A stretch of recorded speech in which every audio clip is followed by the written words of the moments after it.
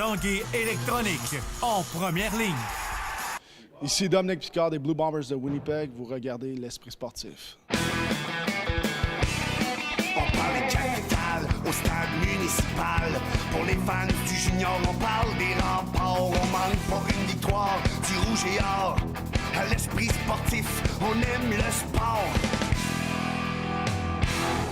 À tous, bon mercredi et bienvenue à l'Esprit sportif. Aujourd'hui, au menu, on parlera un peu plus tard de football de la Ligue canadienne, alors que Dominique Picard, un gars de Québec, passe de Regina à Winnipeg. Mais d'abord, parlons du championnat du monde de hockey junior, alors qu'un gars de Saint-Henri-de-Lévis, Samuel Morin, est de retour à Québec avec sa médaille d'or.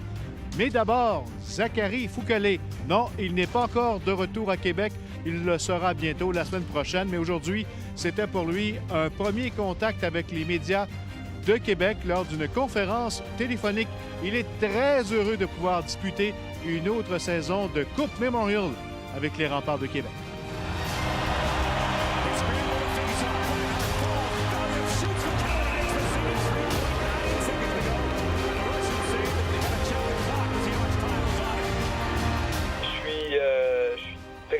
Très excité d'arriver à Québec, une organisation exceptionnelle, une excellente opportunité. Je me sens extrêmement choyé puis chanceux d'avoir cette deuxième chance-là. Déjà une fois dans une carrière junior, c'est vraiment pas commun et c'est très spécial, mais d'avoir une deuxième chance comme ça et surtout dans une excellente ville à Québec, ça va être vraiment exceptionnel. Puis j'ai très hâte de commencer la préparation pour le tournoi. Puis j'ai vraiment hâte d'arriver la semaine prochaine pour entamer tout ça. Puis commencer à me préparer pour le tournoi. J'ai très hâte. J'ai appris plus dans le dernier mois que ça fait très longtemps. J'ai appris beaucoup sur moi-même, dans la défaite, dans une victoire. Ça a été une expérience très enrichissante. Puis j'ai très hâte de continuer la saison à Québec et puis de continuer à me développer, à continuer à progresser. Puis j'ai appris une quantité énorme de choses et puis j'ai hâte d'essayer d'en transmettre aux autres. Comment tu dis, tu vas arriver à Québec au début de la semaine prochaine, raconte-t-on. À quand ton premier départ? Est-ce que c'est déjà fixé avec Philippe?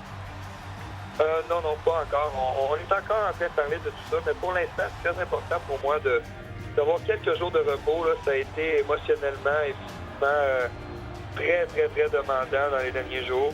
Et puis, là, je viens juste de revenir à la maison, puis Phil veut vraiment que je prenne quelques jours au moins pour vraiment décompresser, puis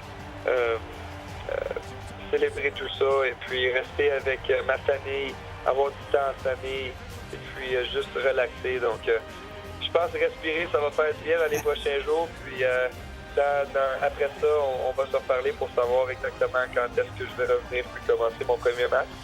Mais pour l'instant, je suis vraiment dans un mode repos. Là. Zach Foucalé.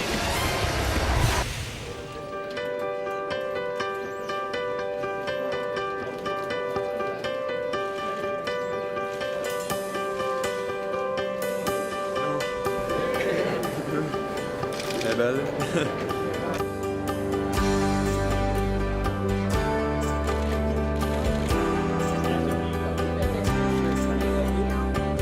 Super content, c'était un super beau tournoi, puis c'est gagner la médaille d'or, c'est un rêve qui se réalise. Sam Morin from Saint-Henri, Québec. C'est non seulement gagner la médaille d'or, mais c'est de mettre fin à une disette. Là, depuis 2009, aucune médaille d'or pour le Canada. J'imagine que le groupe a été uni plus particulièrement en ce sens. Oui, c'est sûr, je pense que Ben a fait une super bonne job, mais tu sais, nous autres, on pensait pas à ça. Je sais, ça faisait longtemps qu'on avait beaucoup de pression, ça faisait longtemps que le Canada n'avait pas gagné, mais on pensait pas à ça, puis de jouer au hockey, puis ça a bien fait.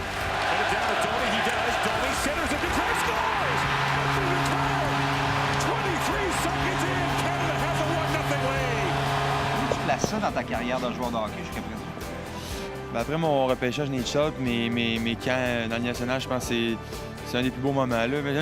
Même l'ambiance, Des fois, le coach, il me calait sur la glace, puis je l'entendais même pas. Tellement que c'était bruyant, là, c'est que c'était incroyable. C'était justement plus gros que tu te l'imaginais, ce championnat du monde. Oui, vraiment. J'avais vécu Sochi moins 18 à la Russie. C'était un gros tournoi aussi, mais ça se compare même pas que c'était au Canada puis à Toronto. Là, surtout à Montréal, il y a eu une bonne ambiance, mais en finale, c'était incroyable. L'esprit d'équipe a semblé faire une importante différence dans le tournoi. Vous étiez vraiment soudés ensemble, cette équipe. Oui, mais on se connaissait, ça faisait longtemps. On a joué moins 18 ensemble, on se connaissait moins 17. Les gars, on se connaissait. C'est que, ouais, je pense que l'esprit d'équipe, ça fait une différence. Ça fait de toi un meilleur joueur de hockey maintenant, toute cette expérience-là que tu viens de vivre? C'est ça aide. Là, c'est l'expérience que j'ai gagnée, puis je vais apporter ça à la Sonic.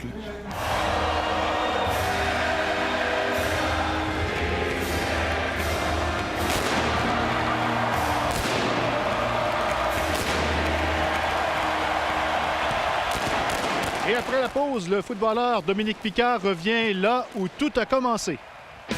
On revient dans 3 minutes 30.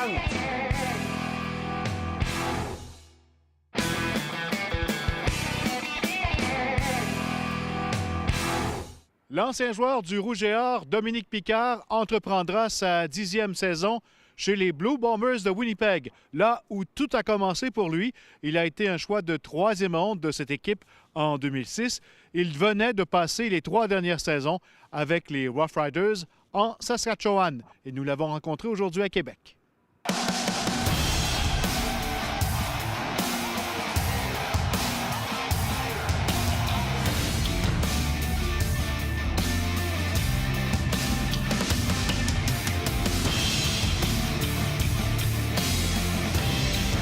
Dominique Picard, bienvenue à l'Esprit sportif. Merci. Dominique, bonne et heureuse année 2015 et ça s'amorce avec une grosse nouvelle. Tu passes de Regina à Winnipeg. Tu es surpris de ce changement d'équipe? Surpris, je te dirais que j'étais conscient un peu avec la structure de mon contrat. Il y aurait pu avoir quelques mouvements, puis à un moment donné, la direction, l'organisation s'en allait d'un côté, puis j'ai décidé de me diriger, de prendre une autre direction. Puis, je te dirais que j'en suis très content de retourner justement à Winnipeg, là où j'ai débuté. Alors, je retrouve là-bas mon entraîneur de ligne à l'attaque, Bob Wiley, qui, lui, était là à l'époque. Alors, on se retrouve les deux, puis je retrouve l'organisation qui m'a repêché. Tu étais 3 ans à Regina.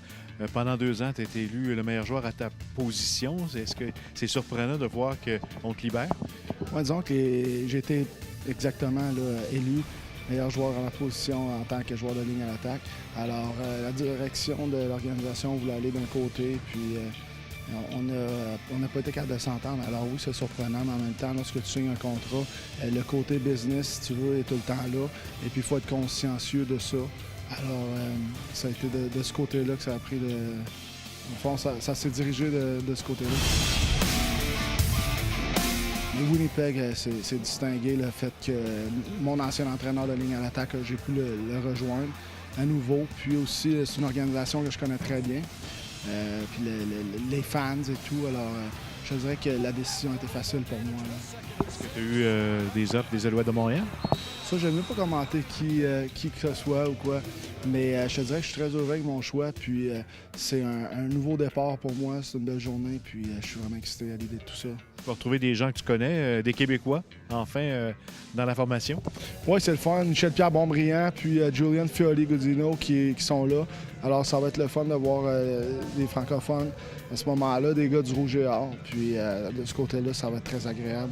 Mais ton séjour à Regina, tes 3 années? Oui, j'ai bien aimé. Je te dirais que c'était une bonne organisation. La ligne à l'attaque, les joueurs, c'était agréable. De ce côté-là, on avait un bon groupe. En même temps, maintenant, ce sont des souvenirs.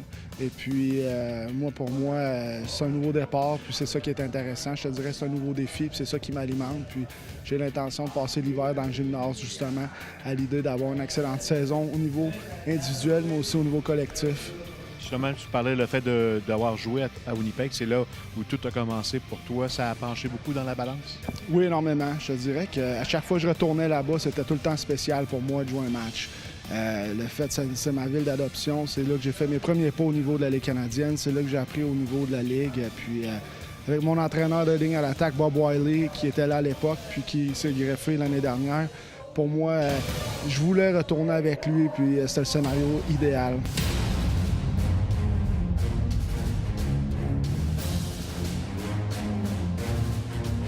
Ta carrière, ça serait peut-être la dernière étape pour toi, Winnipeg? On va voir, ça va être ma 10e année cette année. Puis comme je fais depuis les dernières années, j'aborde ça une année à la fois. Puis avec le côté business, puis aussi la santé sur mon corps et tout, je fais tout à mon possible pour justement pour jouer le plus longtemps possible. Mais en même temps, je prends ça une année à la fois. À chaque année, à chaque saison morte, j'essaie de trouver où je trouve dans le fond un élément de motivation supplémentaire. C'est différent chaque année. Écoute, je suis dans le gymnase puis j'ai mes sources de motivation complètement différentes des dernières années. Et puis, question nutrition, entraînement dans le gymnase, natation, boxe, je fais tout en mon possible pour justement me compléter le maximum puis réussir de ce côté-là.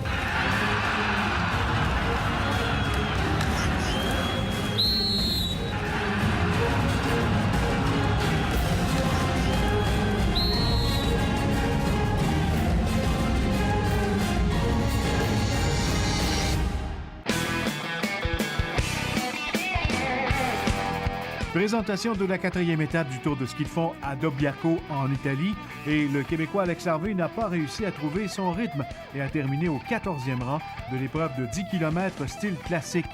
Malgré tout, le fondeur était content de finir parmi les 15 premiers. Au classement général, Alex Harvey est 7e et jeudi, il prendra part à la poursuite de 35 km style libre. Au basketball, c'est du 9 au 11 janvier que se déroule la 21e édition de la classique Parmalat Lactantia de Québec. Cette compétition, qui se déroulera au PEPS ainsi que dans 3 écoles de la région, regroupera plus d'une centaine d'équipes de basketball scolaire.